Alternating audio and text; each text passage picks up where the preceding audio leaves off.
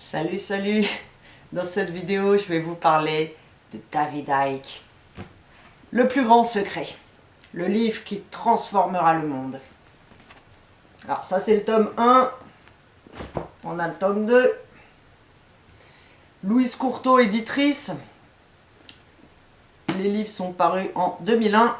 Version anglaise 1999. Si vous voulez voir David Icke, à quoi il ressemble, le voilà. Alors David Icke, c'est un Anglais, il est né en 1952 à Leicester. Il a été joueur de foot professionnel, il a été journaliste sportif pour la BBC. C'est un ancien membre aussi du Parti vert britannique.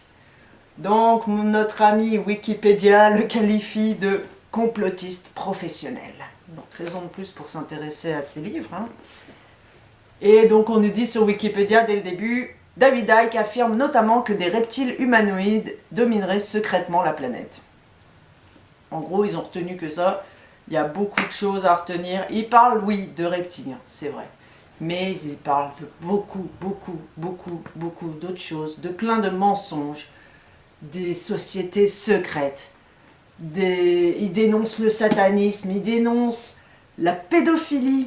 Il dénonce les rites sataniques qui incluent des sacrifices, des viols, etc. Il parle du contrôle mental, de la fraternité babylonienne. Alors, il y a toujours des noms qui reviennent tout le temps, tout au long des deux bouquins. Rockefeller, Rothschild. Voilà. Alors, ceux-là, c'est pas à chaque page, mais presque.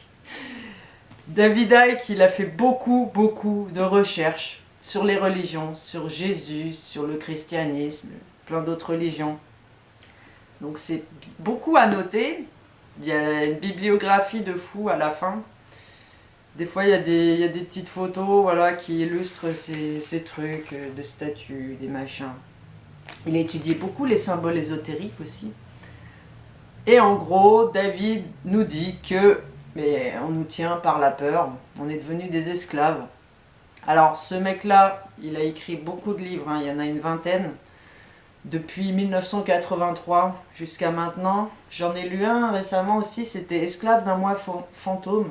Je vous le conseille, il est vraiment bon, il explique aussi tout ça, la peur, il faut se débarrasser des peurs. Parce que c'est comme ça qu'ils nous tiennent, qu'ils ont le pouvoir sur nous. Il donne des conférences aussi, il a été beaucoup discrédité. Mais honnêtement, quand on lit ses livres, il y a quand même plein de choses qui font du sens, même si on n'est pas d'accord avec tout.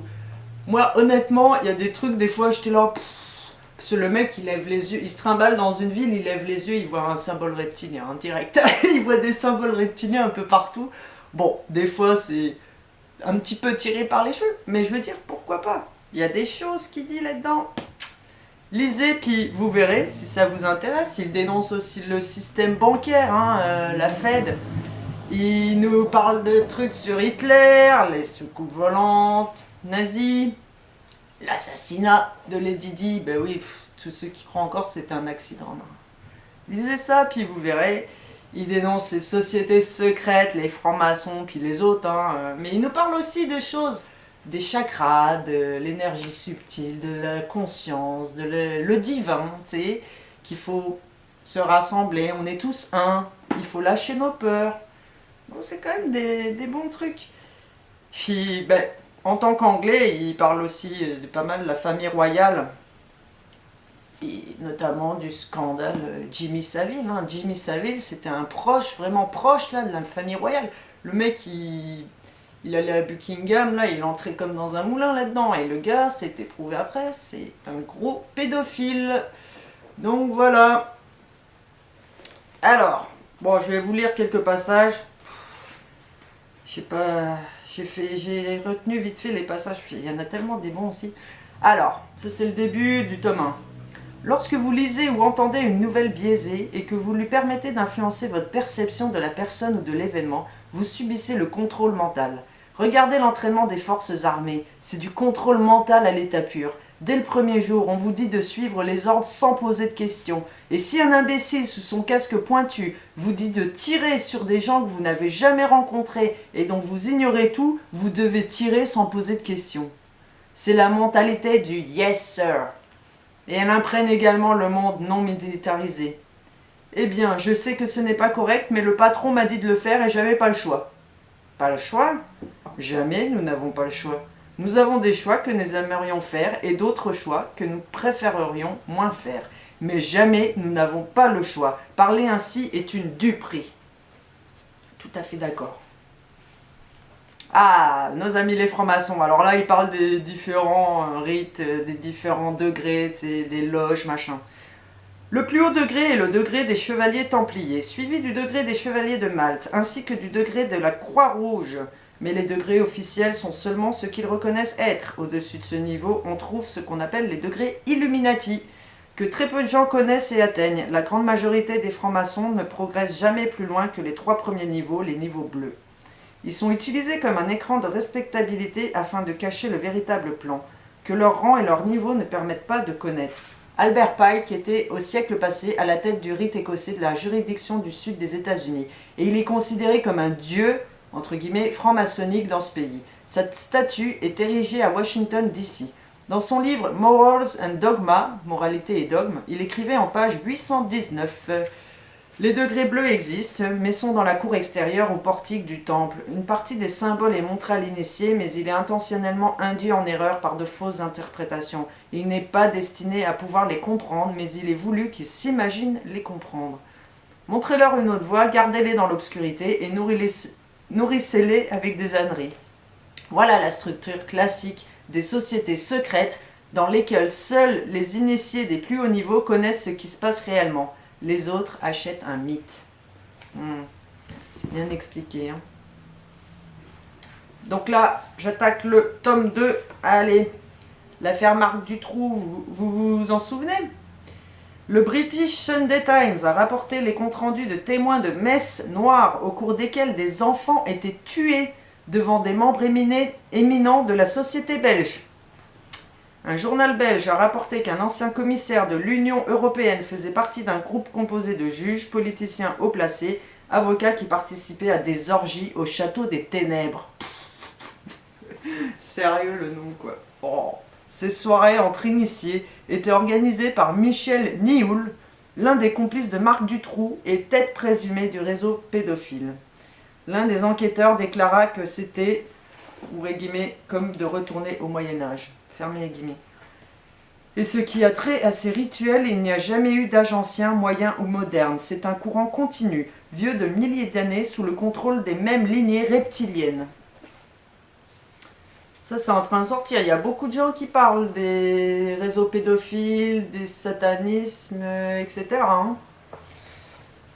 Alors, tiens, un truc sur Kennedy. Kennedy a été assassiné près de l'endroit désigné comme le tertre herbeux, situé à la droite de la pyramide, et Lee Harvey Oswald a été tué sous garde policière dans un parc de stationnement souterrain situé au bas de la pyramide sur Houston Street. Il y a à peine quelques mètres qui séparent ces deux points. L'ancien palais de justice situé à proximité donne vue sur Dealey Plaza et est décoré de gargouilles. Donc gargouille, hein, symbole reptilien. Sur l'édifice, on retrouve également le symbole de l'ancien ordre du dragon ou du serpent. Aux yeux des sociétés secrètes, Dealey Plaza est un temple solaire. Kennedy a été assassiné dans un temple solaire situé en plein air, par des initiés du réseau de la fraternité, dont des Templiers, des Chevaliers de Malte, l'ordre de Saint-Jean de Jérusalem, je vais y arriver, des Rosicruciens et des francs-maçons. La totale, quoi.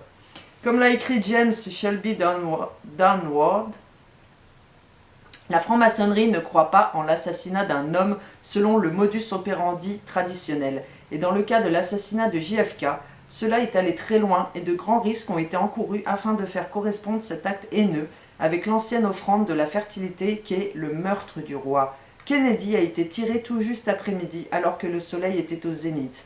Dans les temps anciens, on disait que lorsque le soleil était au plus haut, il accomplissait le travail de son père dans le temple, un symbolisme utilisé dans l'histoire de Jésus. Kennedy a été tiré par derrière, à la tête et dans la gorge, et ce sont ces mêmes blessures dont a souffert le mythique Hiram Abif, selon la légende et l'initiation maçonnique. Allez, un dernier truc. La crainte d'une chose est la meilleure garantie d'attirer cette chose.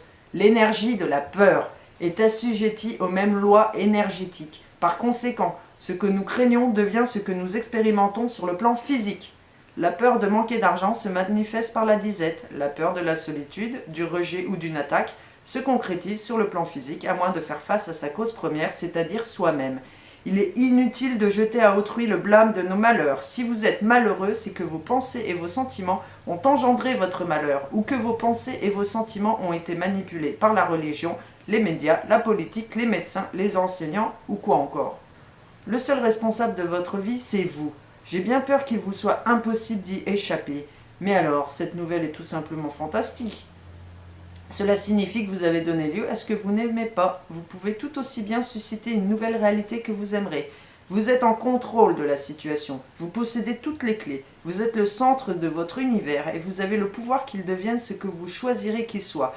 Vous êtes tout simplement remarquable. Ressentez-le, vivez-le et votre monde en sera transformé. Et puis donne les clés à la fin vraiment pour se libérer de tout ça. J'ai adoré, il aborde plein de thèmes, il a fait beaucoup de recherches, il a creusé dans plein de documents historiques, des textes anciens, des religions. Il nous dit qu'à l'école on nous raconte plein de conneries, bah ouais, surtout en cours d'histoire quoi. Donc il veut rétablir la vérité et franchement, bravo David Icke pour tout le travail qu'il a fourni. Moi je lui dis chapeau. J'en ai fini avec ça. Ça m'a fait plaisir, partager ça avec vous, comme d'hab. Au revoir.